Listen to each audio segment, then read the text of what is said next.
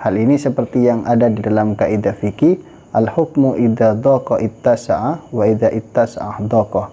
Hukum itu apabila dalam keadaan sempit maka menjadi luas. Kalau keadaan tersebut sudah kembali normal,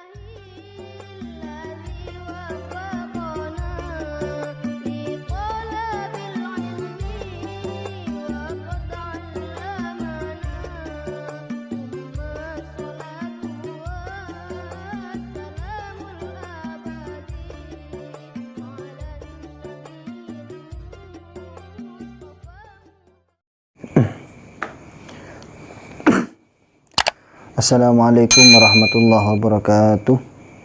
Sahabat santri ngaji yang berbahagia, bersyukur kepada Allah, pada kesempatan ini kita bisa melanjutkan kajian kita Fathul Qarib dengan makna pesantren sampai kepada pembahasan tentang wadah. Baik teman-teman, mari kita lanjutkan kajian kita. Bismillahirrahmanirrahim. Faslun utawi kiku fasol suwici fi bayani ma indalam nerangaken perkara yahrumu kang haram apa isti'maluhu gunaaken ma minal awani nyatani saking pira-pira wadah wa malan perkara yajuzu kang wenang apa ma. Fasal ini menjelaskan tentang wadah yang haram digunakan dan juga wadah yang boleh digunakan. Wa bada'a lan ngawiti sapa musannif bil awali kelawan kang awal. Musannif memulai pembahasannya dengan yang pertama, yaitu membahas tentang wadah yang haram digunakan. Alasan musannif memulai pembahasannya dengan yang pertama diantaranya yaitu maksud disampaikannya bab tentang wadah ini adalah memberi peringatan bagi kita atas wadah yang haram digunakan.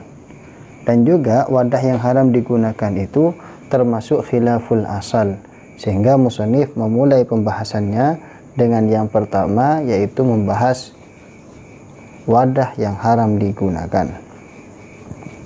Baik teman-teman, kita lanjutkan. Faqalah muqadawu sapa musannif wala yajuzu lan ora wenang fi ghairi daruratin ing dalem saliyane darurat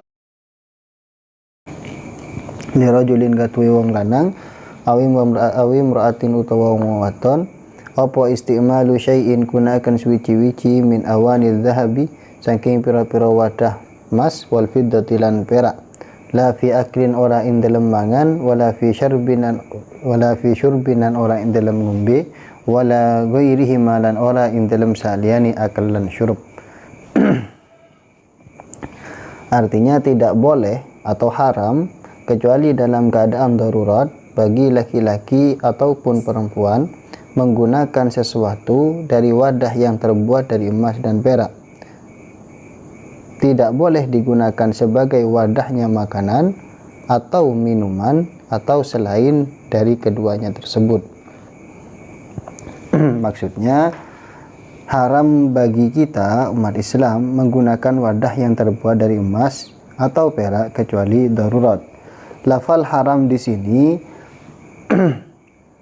menurut Imam Al-Bulkini dan juga Ad-Damiri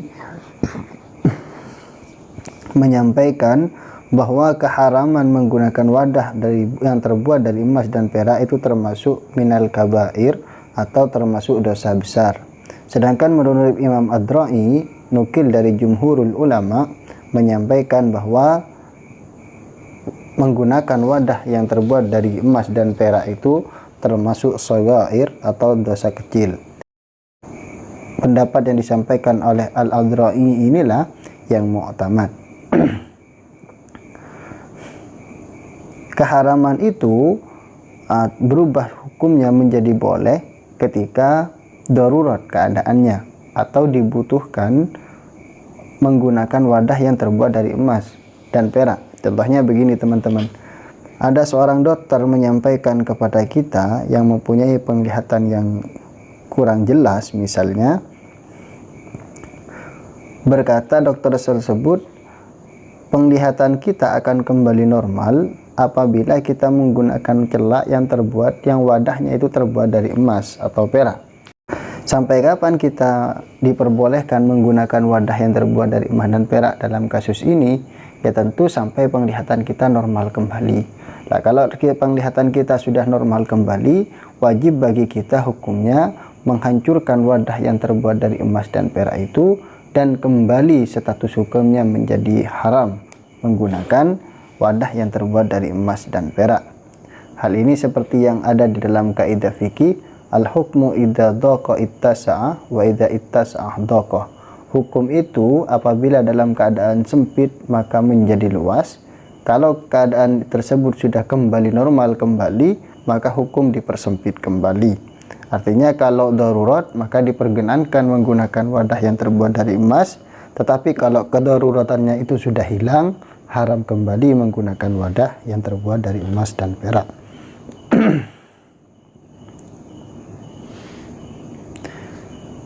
Karena haram menggunakan wadah yang terbuat dari emas dan perak, maka juga haram menyewa seseorang untuk membuat wadah yang terbuat dari emas dan perak. Begitu juga bagi para pengrajin, haram hukumnya mengambil upah dari membuat wadah yang terbuat dari emas dan perak. Begitu teman-teman. Baik, kita lanjutkan. Wa kama yahrumu isti'malu ma dzukira yahrumu ittikhaduhu. Lan kaya oleh haram apa isti'malu ma gunaaken perkara dzukira kang wis disebut apa ma, yahrumu haram apa ittikhaduhu nyimpen ma min ghairi isti'malin saking ora gunaaken. Fil asahi in dalam kaul asah. Artinya seperti keharaman menggunakan wadah yang terbuat dari emas dan perak, maka haram juga menyimpan wadah yang terbuat dari emas dan perak. Menurut pendapat yang asah, meskipun wadah yang terbuat dari emas dan perak itu hanya disimpan, tidak digunakan oleh seseorang. Kenapa kok begitu? Li'anna ittikhadahu yajuru ila isti'malihi, karena menyimpan wadah yang terbuat dari emas dan perak itu ada potensi untuk digunakan. Maka dari itu, menyimpan wadah yang terbuat dari emas dan perak meskipun tidak digunakan itu juga haram hukumnya. Begitu juga haram hukumnya menjual wadah yang terbuat dari emas dan perak. Jadi keharaman dari wadah emas dan perak, meskipun pada hukum asalnya haramnya wadah yang terbuat dari emas dan perak itu ketika digunakan, juga menjalar kepada segala hal yang berhubungan dengan wadah yang terbuat dari emas dan perak itu. Di antaranya membuat wadah yang terbuat dari emas itu juga haram, kemudian menjual wadah yang terbuat dari emas atau perak itu juga haram, baik bagi laki-laki maupun perempuan. Hal ini berbeda hukumnya dengan menjual kain sutra. Lah kalau kain sutra itu hukumnya boleh kita perjualbelikan. Kenapa kok begitu? Karena untuk wadah yang terbuat dari emas dan perak itu diharamkan atau dilarang untuk setiap orang. Sedangkan untuk sutra itu tidak dilarang untuk setiap orang, melainkan boleh untuk kalangan perempuan menggunakan kain sutra. Maka dari itu kain sutra meskipun haram digunakan untuk kalangan laki-laki, boleh diperjualbelikan karena tidak diharamkan untuk kalangan perempuan. Itu menurut pendapat yang asah. Baik, kita lanjutkan teman-teman. Wa yahrumu aidan al-ina'u al-matliyu bidhahabin aw fiddatin. Wa yahrumu lan haram aidan halimani apa al-ina'u wadah al-matliyu kang disepuh bidhahabin kelawan emas aw fiddatin utawa perak. In hasala lamun hasil minat tala'i saking sepuh apa syai'un suci-wici bi ardihi kalawan nakaaken ina ala nari ing atase geni. Artinya haram juga menggunakan wadah yang disepuh dengan emas atau perak. Apabila ketika wadah yang disepuh dengan emas atau perak itu kita panaskan, kita cairkan, kemudian bagian dari emas dan perak itu terpisah, itu terdapat nilai jual. Artinya begini teman-teman, jika ada seorang menipu wadah dengan emas atau perak, kemudian bagaimana status wadah tersebut? Kalau sepuhan dari emas dan perak itu banyak, maka hukumnya haram. Kalau sedikit boleh. Banyak dan sedikitnya itu diukur dengan apa? Kalau ketika dibakar wadah itu sampai mencair, kemudian ada emas yang mempunyai nilai jual terpisah dari wadah itu, maka itu termasuk dalam kategori banyak, artinya haram. Tetapi kalau tidak ada kandungan emas yang terpisah, dalam artian karena terlalu sedikit, maka diperkenankan menggunakan wadah yang disepuh menggunakan emas dan perak itu.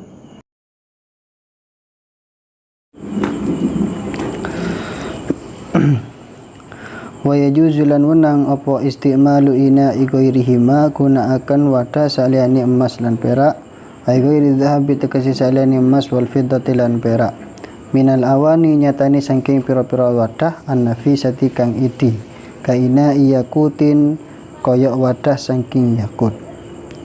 Artinya boleh menggunakan wadah selain yang terbuat dari emas dan perak, meskipun wadah itu indah, seperti wadah yang terbuat dari yakut. Yakut itu adalah salah satu jenis batu yang sangat bagus, yang indah dilihat. Atau mungkin kalau di kita mungkin ada wadah yang terbuat dari batu akik, itu kan indah.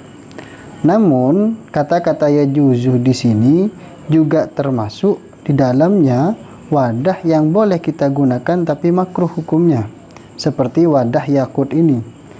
Nah, kenapa kok begitu? Apa karena keindahan dari yakut itu yang menyebabkan makruh? Nah, jadi persoalannya begini. Jika keindahan itu adalah bahan dasar dari wadah itu sendiri memang indah, maka itu hukumnya makruh. Seperti wadah yang terbuat dari batu yakut ini. Jadi wadah yang terbuat dari batu yakut itu hukumnya makruh karena memang keindahan itu muncul atau ada gara-gara bahan dasarnya memang indah. Beda lagi kalau misalnya indahnya sebuah wadah itu bukan karena bahan dasarnya, dibuat dari bahan dasar sederhana, namun karena kreativitas sang pengrajin sehingga wadah itu yang awalnya sederhana menjadi sangat indah. Nah, kalau keindahannya itu karena kreativitas sang pengrajin, nah itu boleh hukumnya digunakan dan tidak makruh. Berbeda dengan wadah yang terbuat dari batu yakut ini. Wa yahrumu lan haram opal ina wadah al mudabbabu kang ditambal bidabbati fiddatin kelawan tambalan emas, kelawan tambalan perak, kabiratin kang gede, urfan ing dalem lumrai, lizinatin krana pafais. Haram hukumnya menggunakan wadah yang ditambal atau dilapisi dengan perak, dengan lapisan yang sangat banyak menurut lumrahnya. Nah, itu hukumnya diharamkan menggunakan wadah yang dilapisi oleh perak apabila lapisannya itu banyak sekali, teman-teman. Apa yang dimaksud dengan dobba atau mudabbab atau tabbib? Pada asalnya makna tadbib itu adalah menambal wadah yang bocor. Misalnya panci bocor kemudian kita tambal, itu namanya kita tadbib. Tetapi mudabbab di sini lebih umum maknanya karena yang dimaksud mudabbab bukan menambal sesuatu dengan emas, dengan perak maksud kami, tapi memang melapisi keseluruhan dari wadah itu dengan perak. Nah, kalau lapisannya itu banyak, secara umumnya itu memang terlalu banyak sehingga mengakibatkan orang bahkan menganggap itu wadah terbuat dari perak, maka itu hukumnya haram. Fa in kanat mukallamun ono apa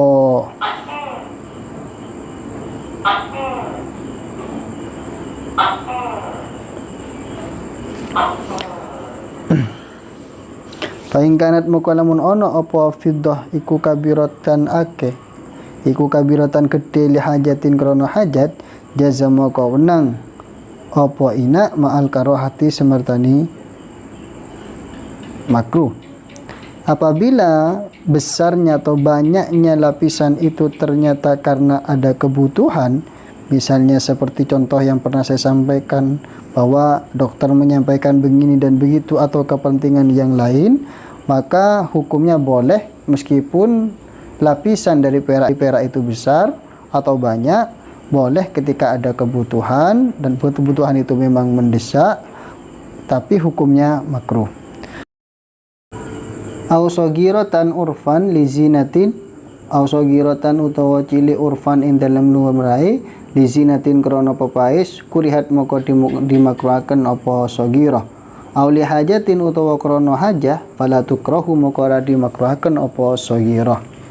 Artinya jika lapisan tersebut sedikit, kecil, menurut lumrahnya, menurut pandangan umumnya itu sedikit, dipandang oleh orang itu sedikit tambalan atau lapisan daripada perak itu, maka hukumnya makruh jika hanya sedikit, apabila tidak dibutuhkan. Tapi kalau memang dibutuhkan dan wadahnya itu lapisannya itu sedikit dan memang ada kebutuhan, maka hukumnya fala tukrahu. Lantas bagaimana dengan wadah lapisan dari emas? Amma dabbatu dhahabi fatahrumu mutlaqan kama sahahahun Nawawiyuh. Amma dabbatu dhahabi, anapun utawi tembelan emas, fatahrumu moko haram apa dabbatu dhahab mutlaqan kelawan mutlak, kama sahahahun Nawawiyuh, kaya keterangan sahahahu kang nyohehaken hu ing ma sapa Nawawi Imam Nawawi. Apabila wadah tersebut dilapisi dengan emas atau adapun lapisan emas, maka hukumnya haram secara mutlak, baik lapisannya itu sedikit atau banyak, seperti keterangan yang disahihkan oleh Imam Nawawi. Dan juga kalau memang menggunakan wadah yang dilapisi oleh emas, maka itu sangat berpotensi untuk sombong, teman-teman. Jarang sekali ada orang menggunakan wadah yang terbuat dari emas tanpa ingin pamer. Itu sangat jarang sekali. Maka dari itu, wadah yang terbuat dari emas dan perak itu hukumnya haram digunakan bagi kita umat Islam. Mungkin cukup sekian. Apabila ada keterangan yang kurang jelas atau salah, kami mohon maaf yang sebesar-besarnya. Wallahu a'lamu bissawab. Assalamualaikum warahmatullahi wabarakatuh.